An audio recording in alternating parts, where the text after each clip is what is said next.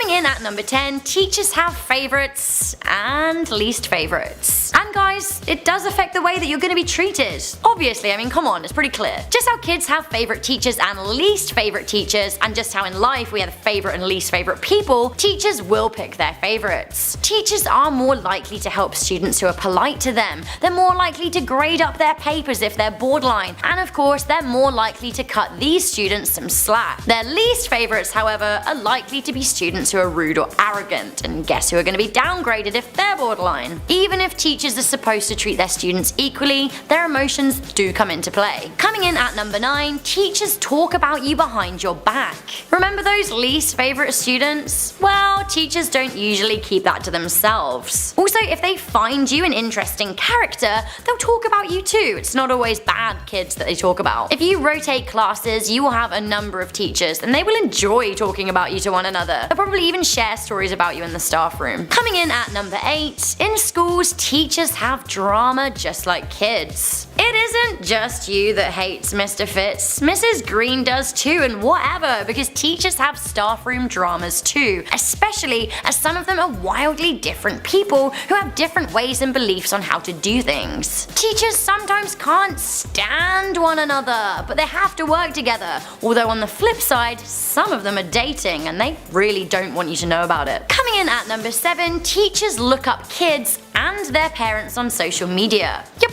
You might Facebook stalk people, maybe even your teachers, but they look you up and your parents up too. Curiosity is natural, and finding out that you are actually skipping school to drink in the park or go to the mall is possible with the power of social media. Also, creeping on your parents may go some way to explaining why you are the way you are. Coming in at number 6, schools judge parents as much as the child. Yep, bad kid, bad parents, or so it often goes. If a child never has any food with them for lunch, it's probably the parents' fault. Often teachers will keep an eye on a child that they suspect has a parental issue, and then they will decide whether or not to call them in. Coming in at number 5, I really hope this isn't too much of a secret, failing a test isn't the end of the world. I hope that schools do reveal this to kids, because sometimes kids crumble under pressure of exams, and they should know that messing up on occasion really just isn't the end of the world. When you're 40 years old, you probably won't hinge the failings or successes of your entire life on one exam, so relax, chill out. You'll probably get a better grade if you're not feeling stressed anyway. Okay, next. Shh, don't tell anyone, but not doing your homework probably won't affect your grade. This is coming in at number 4. In most schools, your day-to-day homework won't contribute to your grade. However, your essays and test results will. The reason that you're assigned homework is to prepare your brain for the tests and essays that will count, so it's always a good idea to do it. Although you should know a teacher can't fail you for not doing your homework. Ooh, sorry to tell you, but coming in at number 3, your hard work isn't always read properly when it's graded.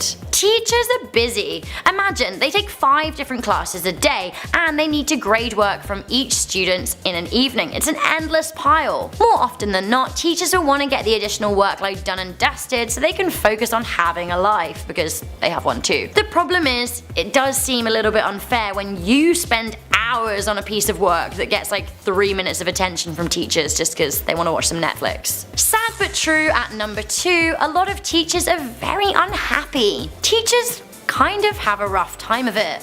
They're not just working while you're at school, they're there before and after, setting up and tearing down your lessons. Also, then they're marking or preparing for the next day. Most teachers that I know work from 8 AM till 5 or 6 PM, and then they have marking on top of that. They don't get paid that much either, which is a constant bone of contention. Increasingly these days, they also have to deal with violent children, which is very scary, and I guess at the end of the day, sometimes they wonder, is it worth it? Finally, number 1 of our top 10 secrets that schools don't want you to know, big end of year exams are actually proven to be bad for students. There have been a lot of studies that have revealed that end of year exams with big weightings on a student's grade are actually very harmful to them. It turns out that tests aren't always the best way to decipher a person's intelligence, and the system is heavily weighted against those who struggle with anxiety. Hopefully one day there will be a better way to test people in the future. In Finland, for example, there are no tests except for one exam at the end of senior year at high school. But then, I don't mean to freak you out, but like, a lot of your teachers are doing it. There There are countless reports of teachers having affairs and getting into relationships. A lot of people meet their significant others at work, and it's no different for teachers. Depending on the size of the school, I would bet at least 2 of the teachers at your school are dating right now. I know in my primary school, the headmaster and one of the teachers were having like a seriously long-term affair. Okay, getting more serious, at number 9, a lot of schools have gang problems. It was reported by the National Center of Addiction and Substance Abuse that 45% of American high schools have gangs or gang members on their campuses.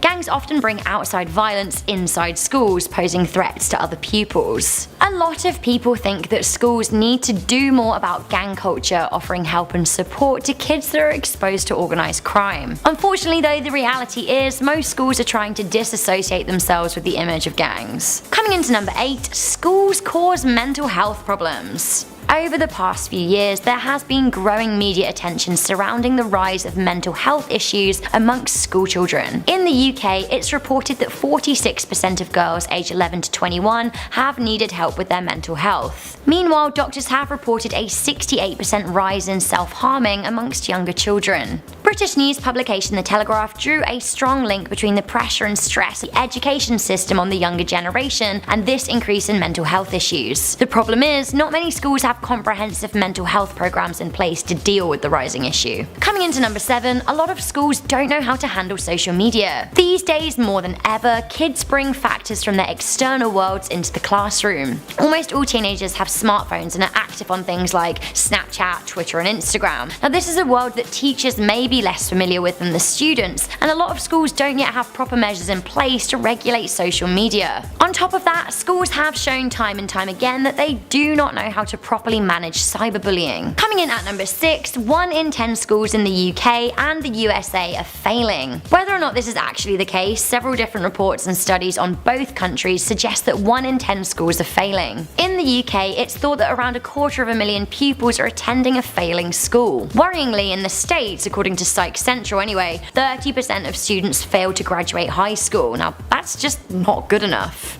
Coming in at number 5, schools don't always do proper background checks on who they employ. Whilst teachers are subject to extensive background checks, not all people that work on school properties are. The school bus drivers, the janitors, contractors, kitchen staff, in many places these people are not subjected to the same rigorous checks. In the UK, for example, vetting blunders led to the employment of Ian Huntley. Now, he was a janitor at a school in Soham where he murdered 2 10-year-old girls. Now, this was despite having been reported to police for sexual assault on 6 occasions. Coming in at number 4, schools could be killing creativity. Some people theorise that schools just simply don't nurture creativity. Art subjects are being scrapped in many UK institutions, with many people worried that creative subjects will be gradually phased out altogether one day. Coming in at number 3, you're not always taught what you should be. The national curriculum decides what is taught in schools in the UK, and the United States curriculum is largely governed by individual states. Either way, people don't always agree on what should and what should not be taught. For example, in Canada and the United States,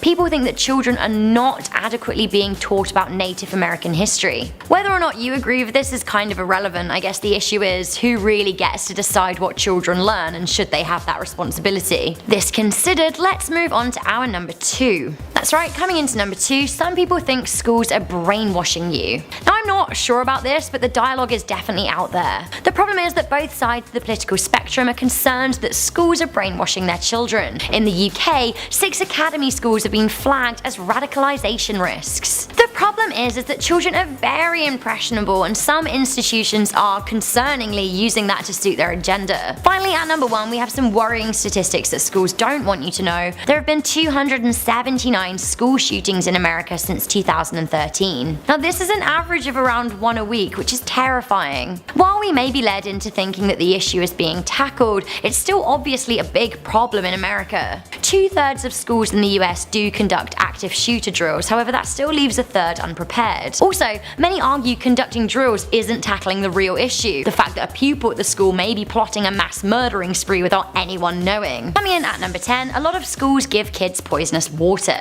A lot of school buildings are old, we know that. Up until the 90s, we really didn't know how damaging lead as a building material was, and a lot of schools have lead pipes or lead paint, which is not okay. Drinking lead water is poisonous, is. Now, where I live in Ontario, for example, it is supposed to be one of the best areas for education in North America, yet 640 schools and daycare centers failed their lead tests. This means that the drinking water is not safe for kids. Now, in the USA, 350 schools failed the lead test, but that is only roughly 10% of the schools actually regulated by the Safe Drinking Water Act, so hundreds if not thousands of more are probably pumping out unsafe drinking water to kids. Taking it in another direction, old school buildings may come with more than just lead in the water. At number 9, some schools are haunted. I mean, this totally depends on whether or not you believe in a good old ghoul, but with old schools comes a lot of history. Most schools will have seen a tragedy over their years, but they likely won't advertise it for fear of scaring or distracting the children. There are so many school ghost stories to talk about, but check out this footage from one of the oldest schools in Cork Island.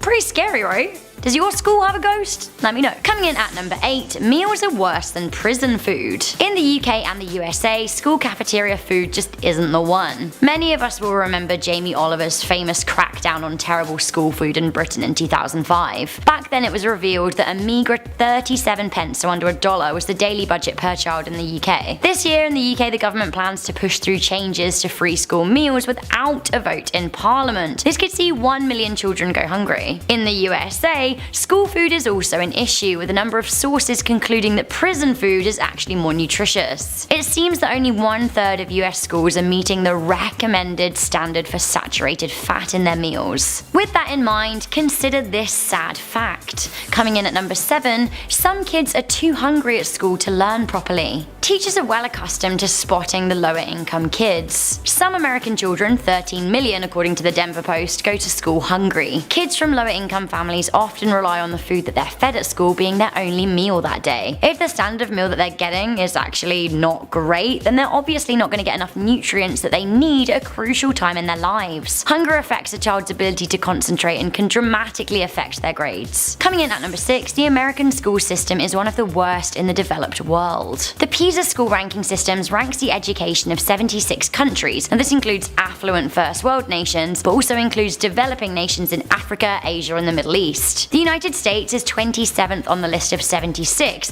but if we were to only include the first world countries, then they'd be right at the bottom of the list. Right now, the education system in Vietnam significantly outranks the USA. Coming into number 5, teachers have secret lives. Shocker, teachers have lives outside of schools, but some have more interesting lives than others. In 2016, the story of teacher Gemma Laird came to light. She was let go from her position at Bloemfontein Primary School in Durham, England. This was because parents of children at the school discovered that she also worked as a model. Her modelling pictures did include some lingerie shots for a catalogue, and parents weren't happy about it. Although the school were aware, they let her go when it was made public. A similar thing happened in Utah to a teacher, Mindy Jensen. Now, she was nearly fired when parents discovered her bodybuilding Instagram account. I don't know though, teachers can have hobbies too. Coming into number 4, teachers are spying on you. It seems that some classrooms have CCTV. A survey done by the National Association of Schoolmasters Union of Women Teachers in the UK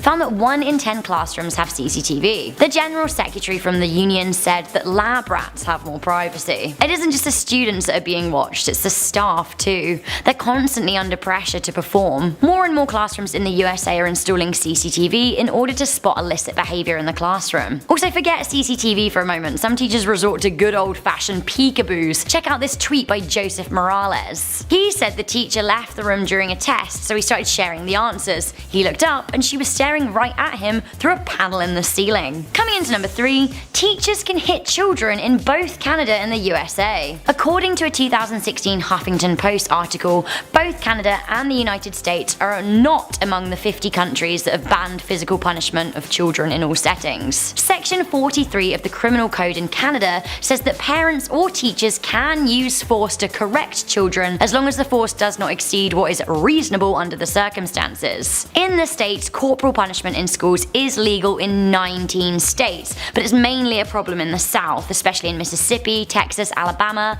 Arkansas, Georgia, Georgia, Tennessee, and Oklahoma. Personally, I really don't think it's okay for teachers to hit children. Coming into number 2, bad grades can lead to suicides. Suicide is a bigger killer in the United States than murder. Most young people who commit suicide are boys, and the numbers begin to spike between the ages of 12 to 15. A study on suicidal behavior posted on Statista showed that the percentage of people seriously contemplating suicide sharply rises as kids' grades fall. 21% of those receiving D and F grades attempted suicide, and this is compared with just 5.6% of people gaining A grades. A shocking 36% of those with mainly D to F grades admitted to suicidal thoughts. Are schools doing enough to tackle this issue? Many people say no. Finally, coming into number 1, some schools in the UK are reportedly terrorist training grounds. If the right-wing UK tabloids are anything to go by, the UK is speckled with terrorist training grounds masquerading as schools. In 2007, Jamia Islamic School in Kent was closed down after being exposed by anti-terror cops. The hate preacher Abu Hamza was said to have held terror training camps in the school grounds in the 1990s. Obviously, the media went wild with this school, but it did raise a lot of issues and concerns about academy schools in the UK and what exactly children are being taught.